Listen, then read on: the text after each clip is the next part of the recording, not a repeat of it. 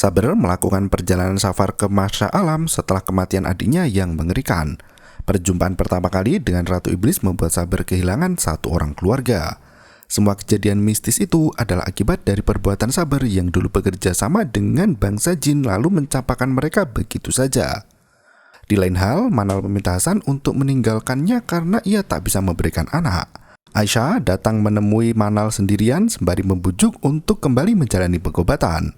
Saber yang mencari jawaban atas mimpi buruknya berhasil menemukan Syekh Abdul Rahman. Perjalanannya itu membawanya pada seorang gadis yang selalu muncul dalam mimpi yang ternyata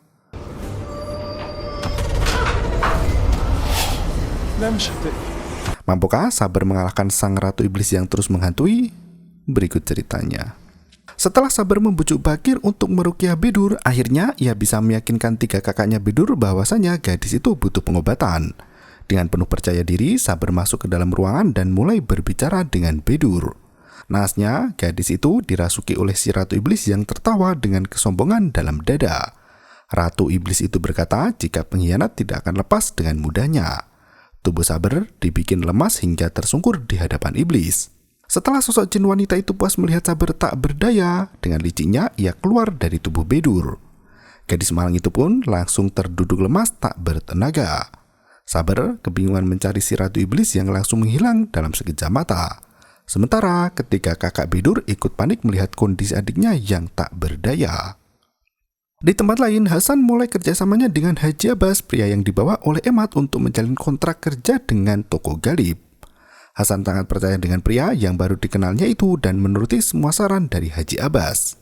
Setelah gagal meruqyah Bedur di percobaan pertama, Saber kembali menemui Syekh Abdul Rahman untuk meminta petunjuk. Melihat Saber berkecil hati, Syekh Abdul Rahman menegaskan jika ia senantiasa bersama Saber bahkan saat berada di kampung sisi timur.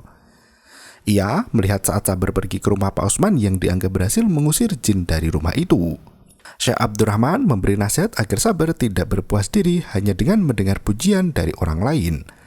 Allah tidak menyukai orang-orang yang sombong dan sikap Saber yang menganggap remeh kasus Bedur adalah bagian dari kesombongan.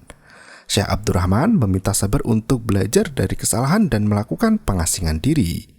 Syekh Abdul Rahman membawa Saber ke area Wadi El Gemal agar tidak ada satu orang pun yang mengganggunya. Saber harus mengasingkan diri dari manusia agar bisa mendekat pada Allah semata. Syekh Abdul Rahman berharap Allah akan memberi petunjuk pada Saber tentang jalan lurus yang harus ditempuh. Siang harinya, Aisyah dan Manal sudah berada di klinik Dr. Golim untuk memeriksakan kandungan. Dari informasi yang beredar, Dr. Golim sudah banyak membantu pasangan suami istri untuk mendapatkan momongan secara instan. Manal yang sudah 2 kali mengalami keguguran tampak pesimis dan bersedih hati. Dr. Golim adalah ahli kelima yang ia datangi. Semua dokter memberi diagnosa yang berbeda-beda hingga membuat Manal semakin frustasi. Aisyah berusaha membesarkan hati Manal dan berkata jika ia juga berobat pada Dr. Golim sebelum akhirnya sang anak pertama lahir. Dr. Golim meminta kerjasama yang baik antara Manal dan Hazar agar pengobatannya berjalan sebagaimana mestinya. Di tempat lain, Syekh Abdul Rahman meninggalkan Saber di tengah lapang yang hanya terdapat satu tenda di bawah pohon. Pria itu berpesan agar Saber banyak-banyak berpuasa selama dalam pengasingan. Selama Saber menyendiri di Wadi Al-Gemal, tak akan ada satupun manusia yang mengunjunginya. Jika ada seseorang yang datang padanya, maka Saber harus meminta pertolongan pada Allah dan banyak berdoa. Pria itu melenggang pergi dengan menyisakan tanya di hati Saber, sosok apa lagi yang dimaksud hendak datang menemuinya. Di tempat lain, Munir baru selesai sholat bersamaan dengan Rahab yang baru pulang dari kantor. Rahab berkata jika sore nanti ia akan pergi ke Marsha Alam untuk menuntaskan proyek mangkrak. Munir terkejut mengetahui istrinya tidak minta izin dulu untuk bepergian ke sana. Ia meminta Rahab untuk memberi laporan setiap harinya terkait kondisi proyek di Marsha Alam. Dengan penuh percaya diri, Rahab berhasil meyakinkan Munir jika semua akan baik-baik saja. Tak terasa, waktu cepat berlalu hingga matahari tergelincir ke ufuk barat. Saber melakukan ibadah dengan khusyuk sembari menunggu langit gelap. Selesai sholat, Saber merasakan ada guncangan di dalam hati diiringi dengan suara longlongan anjing yang menggema. Ia langsung beranjak keluar untuk mencari tahu siapa yang datang.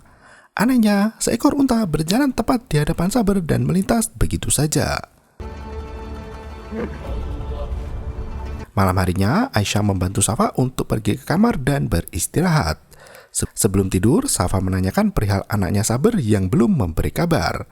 Aisyah mencoba menenangkan Safa dan meyakinkan bahwa semua akan baik-baik saja.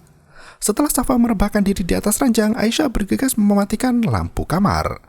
Anehnya, ia tak kunjung pergi dari kamar Safa dan melihat-lihat keseluruhan kamar itu. Emad menemui ayah mertuanya Jamil yang masih sibuk mengelola hasil panen. Ia sangat takjub dengan sawah milik Saber yang selalu berhasil panen raya. Ia mulai penasaran dengan uang yang dihasilkan dari panen tahun itu. Pak Jamil menegaskan bahwa Saber tidak pernah menggunakan uang untuk keuntungan pribadinya. Bahkan hasil panen banyak yang disumbangkan untuk membantu mereka yang kekurangan. Pagi harinya, Saber masih bertahan dalam pengasingan menikmati kesendirian untuk bermunajat pada Allah meminta jalan keluar atas permasalahan yang menjerat. Dosa syirik yang pernah ia lakukan di masa lalu membawa beban yang begitu berat hingga harus berurusan dengan ratu jin yang ganas. Dengan penuh harap, Saber memohon pertolongan dan petunjuk dari Allah, Sang Pencipta alam semesta. Tepat setelah menjalankan sholat sunnah beberapa rakaat, Saber mendapat penglihatan di mana Bedur dibawa pergi oleh 2 orang pria. Wanita itu tampak sangat cemas dan gelisah hingga menunjukkan kalung yang ada di lehernya pada Saber. Di waktu yang sama, Jamilah ditemui oleh sang kekasih bernama Adam. Wanita itu terkejut melihat Adam kembali menemuinya dan memaksa untuk balikan.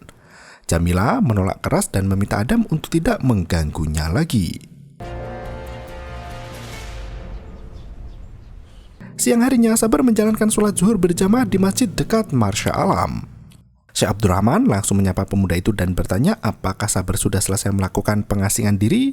Saber mengaku belum selesai melakukan pengasingan, namun ia mendapat penglihatan gaib tentang Bedur. Kemunculan ke masjid itu adalah untuk menunggu Jamilah yang mungkin bisa membawanya pada sebuah jawaban. Sore itu, Saber membawa Jamilah ke tempat di mana ia melihat Bedur disiksa. Saber meyakini penglihatan itu merupakan petunjuk penting dari Allah di mana ia bisa menuntaskan permasalahan yang menjerat Bedur. Dengan membaca bismillah, Saber mendekati pohon tepat di mana Bedur menunjukkan kalung lehernya. Ia mencari benda pusaka di bawah pohon itu yang ternyata ia berhasil menemukan kalung tersebut. Jamilah berkata bahwasanya kalung itu dibuat secara handmade di Marsha Alam. Di waktu yang sama, seorang wanita misterius berkunjung ke rumah Safa untuk menemui Vivi, ibu kandung Saber. Wanita itu memperkenalkan diri bernama Hiba, putri dari Syed Radwan Ahmad. Vivi berpikir sejenak, sementara wanita itu berkata jika ia adalah putri kandungnya. Sohaila dan Safa ikut terkejut mendengar pengakuan dari wanita bernama Hiba itu. Mereka duduk di ruang tamu untuk mendengarkan cerita yang sebenarnya. Ternyata Hiba memang benar anak kandung Vivi dari ayahnya, Syed Radwan. Ia dibawa sang ayah pergi hanya untuk meninggalkan Vivi yang dulu masih bekerja sebagai penghibur. Radwan tak mau anak perempuannya itu mengikuti jejak sang ibu dan membawanya tinggal bersama nenek kakek. Selama tinggal bersama mereka, Hiba tak pernah dianggap sebagai anak baik-baik. Ia dipandang buruk karena lahir dari hubungan perselingkuhan ayahnya dengan Vivi. Mendengar hal itu, Vivi menangis terisak perih. Ia tak menyangka 2 anaknya harus menanggung kepedihan dalam hidup mereka hanya karena reputasinya yang buruk sebagai penari dan penghibur. Hiba berusaha merasakan rasa sedih di hati ibunya. Ia berkata jika masa lalu tidak penting lagi karena yang terpenting bagi mereka adalah saat ini dan masa depan. Ia bertanya ke banyak orang tentang keberadaan ibunya. Sosok warga El Fayun tidak pernah membicarakan keburukan Vivi dan memuji kebaikan wanita yang telah bertaubat dari kesalahan masa lalunya itu. Vivi merasa tak enak hati pada Syafa karena rumah itu bukanlah hotel di mana mereka bisa tinggal sesuka hati. Ia meminta Hiba untuk mencari tempat tinggal baru agar mereka berdua bisa tinggal bersama. Vivi turut menelpon Saber dan pamit untuk keluar dari rumah Safa agar bisa hidup bersama putrinya, Hiba. Saber yang hendak menemui Syekh Abdurrahman terkejut bukan kepalang. Ia meminta ibunya untuk tenang dan menunggunya pulang ke rumah. Saber terpaksa menitipkan kalung Bedur pada Jamilah. Ia meminta Jamilah untuk menanyakan pada kakak Bedur apakah kalung itu milik mereka. Setelah Saber melenggang pergi, Bakir berlarian mengejar pria itu. Ia berkata jika Bedur mulai memberontak di dalam rumah dan berteriak tanpa henti. Jamilah menegaskan jika Saber pulang ke El Fayun untuk menyelesaikan urusan penting. Jamilah menunjukkan kalung dari Saber pada Bakir. Setelah diperiksa, Bakir membenarkan jika kalung itu memang milik adiknya Bedur. Pagi harinya, Sabar baru sampai di rumah dan langsung disambut oleh Vivi dan juga Hiba. Wanita itu langsung memperkenalkan diri sebagai adik tiri Sabar yang berbeda ayah dengan ibu yang sama. Vivi menjelaskan jika Hiba adalah anaknya juga dari pria yang berbeda.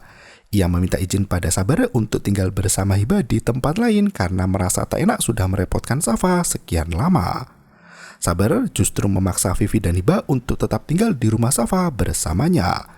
Ia tak mau melihat ibunya berjauhan dari keluarga, apalagi kondisi Vivi yang sudah sakit-sakitan.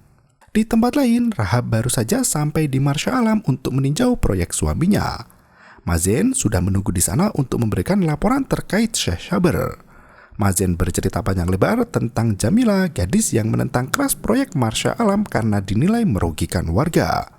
Sabar membela wanita itu hingga menyulitkan pembangunan di sana. Hiba merasa sangat lega bisa berjumpa dengan kakak satu-satunya. Sedari kecil, gadis itu selalu menyendiri karena dianggap anak haram. Saat mendengar ia punya kakak, Hiba langsung mencari keberadaan Sabar yang ternyata tinggal bersama ibu kandungnya. Ia sangat senang berhasil menemukan Sabar yang memiliki reputasi sangat baik di mata masyarakat. Hiba bisa bernafas lega karena kini ia dikenal sebagai adik dari seorang pemuka agama yang dihormati. Sabar membesarkan hati adiknya bahwa mereka tidak bisa memilih dilahirkan dari orang tua yang mana. Namun kini Hiba memiliki banyak saudara baik dan ibu baru bernama Safa. Sabar meminta Hiba untuk ikut menjaga Vivi dan juga Safa agar mereka berdua bisa hidup dengan tenang di masa tua. Setelah bercengkrama dengan adiknya, Sabar masuk ke ruang kerja almarhum ayahnya di mana Safa terbiasa duduk melamun sendirian di sana.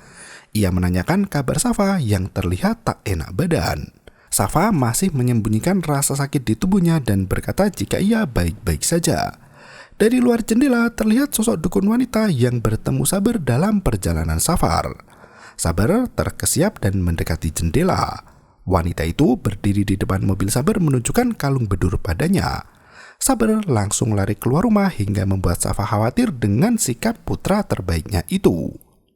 Wanita dukun menghilang dalam sekejap mata dan meninggalkan kalung bedur di gantungan mobil Sabar.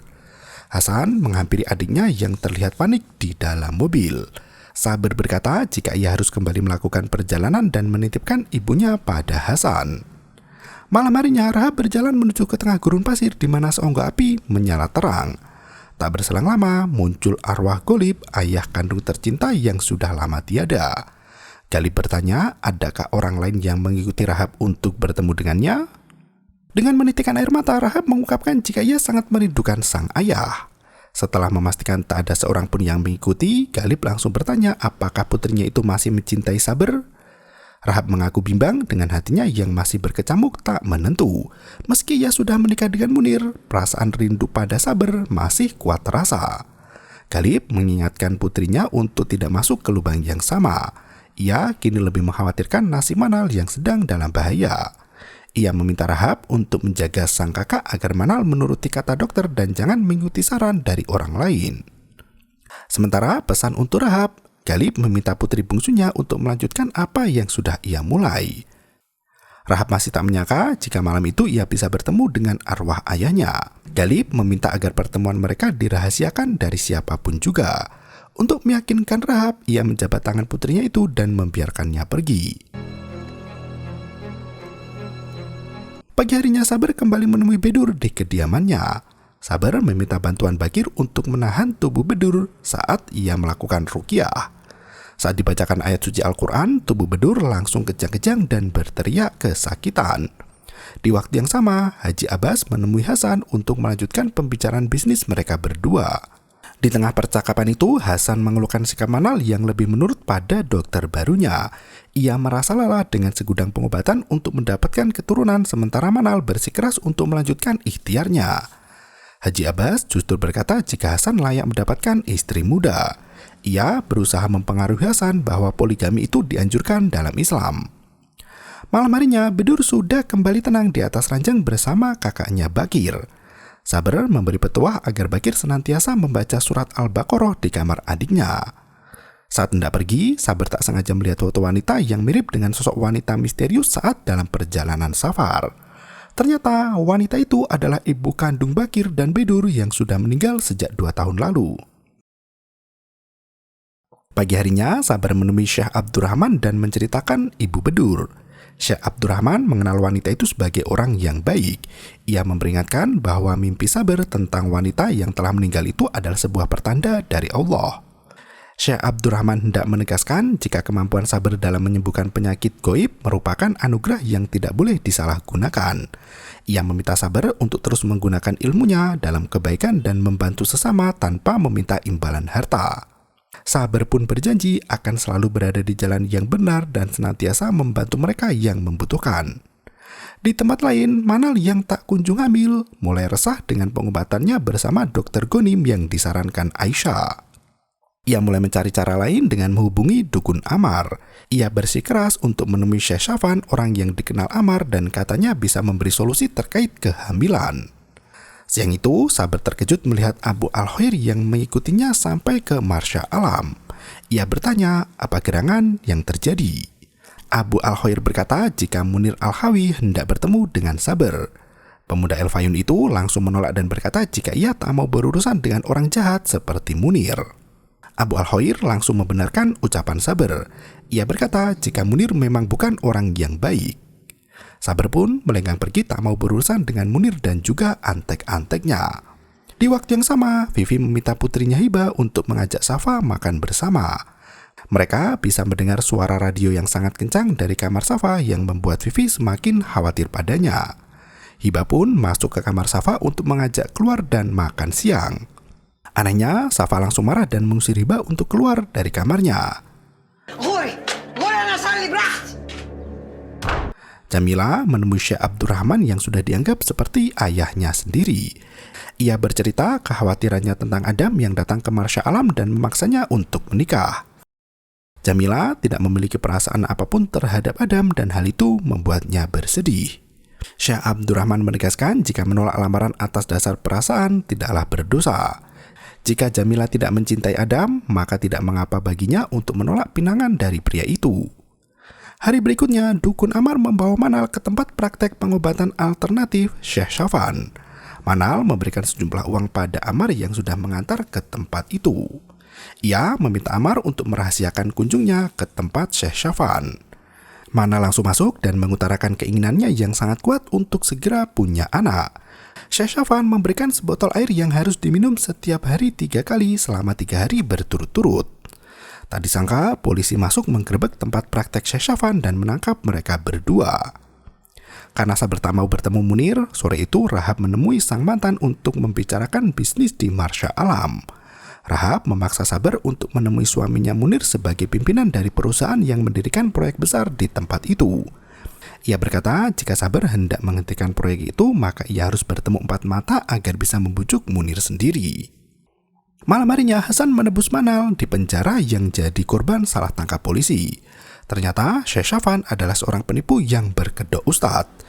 Pria itu hanya mengambil uang dari pasien yang percaya dengan tipu muslihatnya. Sabar akhirnya mau bertemu dengan Munir yang ditemani istri tercinta, Rahab. Sebelum memulai pembicaraan, Sabar menanyakan apa rencana dari proyek besar Munir yang tega menggusur warga sekitar pantai. Rahab dengan bangga menjelaskan jika mereka hendak membangun resort mewah untuk menggait turis mancanegara. Dengan adanya resort itu, warga akan diuntungkan dengan bekerja dan berdagang. Sabar menyampaikan jika warga tahu rencana itu, maka mereka semakin menentang meski peluang pekerjaan terbuka lebar untuk mereka. Sebaliknya, Munir akan mendapat banyak simpati warga jika menghentikan proyek itu dan mendengar semua keluhan warga. Munir masih pada pendiriannya untuk mendirikan resort dan berkata jika ia sudah mengetahui semua hal yang disarankan Sabar itu. Sabar pun melenggang pergi di mana Rahab justru terlihat mendukung saran dari Sabar itu. Di tempat lain, Hasan membujuk Manal untuk tidak pergi ke dukun dan berbuat hal yang dilarang agama. Ia memeluk istrinya yang bersedih sembari terus menguatkan hati Manal. Pagi harinya, Sabar kembali teringat mimpi di mana seorang gadis kecil dengan mulut dijahit menuju ke arah gelap dengan sebuah tulisan misterius. Sabar mencoba mengingat kembali dan ternyata tulisan itu adalah berkat atau keberkahan. Di tempat lain, Suhaila berbincang dengan Hiba tentang pengalaman hidup mereka masing-masing. Tiba-tiba Safa keluar dari kamar dengan marah-marah dan membentak Hiba. Ia bertanya mengapa Hiba belum membawa makan siang ke kamarnya. Safa bahkan berkata jika Hiba dan Sohaila sibuk membicarakan keburukannya di belakang. Safa melenggang pergi sembari berkata jika ia sangat marah pada Hiba dan tak akan memaafkannya lagi. Hiba sampai ketakutan mendengar hal itu. Ia bersumpah jika makanan untuk Safa sudah diletakkan di dalam kamar. Vivi sampai terkejut mendengar keributan itu dan bertanya apa yang terjadi. Melihat Safa keluar dari rumah sendirian, Vivi meminta Hiba dan Sohaila untuk segera menyusulnya. Ternyata Safa berjalan sendirian menuju ke tengah ladang dengan raut wajah ketakutan dan berteriak histeris. Ia berkata jangan sakiti anaknya berulang kali sampai terjatuh di tepi sawah. Paman Jamil bersama seorang petani yang bekerja pun langsung menolong wanita itu. Bukan berterima kasih, Safa justru marah-marah pada mereka berdua. Tak berselang lama, Hiba dan Sohaila menghampiri Safa untuk membawanya kembali pulang. Seorang petani berlarian dari lumbung dan mengabarkan jika hasil panen mereka terbakar. Hasan langsung menelpon Saber yang masih berada di Marsha Alam mengabarkan jika ladang mereka kebakaran. Di tempat lain, Rahab menelpon kakaknya Manal setelah mendapat kabar tentang kejadian semalam. Ia menasihati Manal untuk tidak berbuat bodoh sampai meminta bantuan dukun untuk punya anak. Rahab bahkan berkata jika Manal menikah dengan pria lain maka sudah pasti akan langsung punya banyak anak. Saber menceritakan semua mimpinya pada Jamila dan melihat tulisan berkat di layar gelap.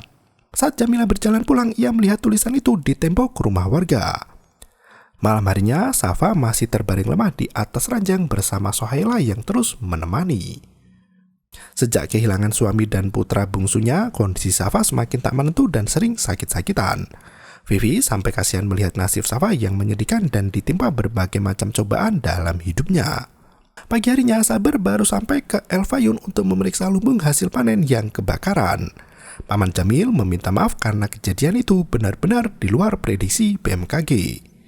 Semua hasil pertanian yang disimpan ikut ludes terbakar tak bersisa.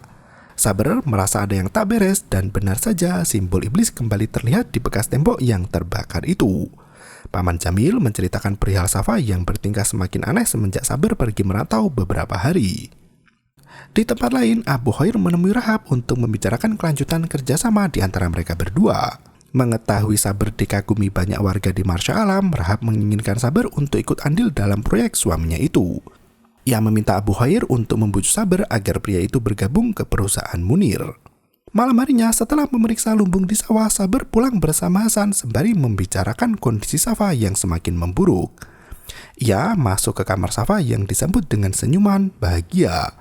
Begitu melihat Saber, Safa langsung bersikap normal seperti sedia kala.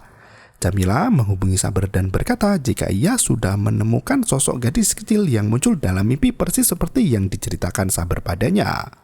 Safa terlihat sangat bahagia saat berjumpa dengan Saber dan mau bergabung dengan yang lain di ruang tamu. Saber meminta keluarganya untuk menjaga Safa dengan sebaik-baiknya. Ia harus pergi lagi ke Marsha Alam dan menemukan gadis malang dalam mimpinya. Begitu Saber keluar dari pintu rumah, Safa kembali merasakan nyeri di tengkuk leher dan film pun bersambung.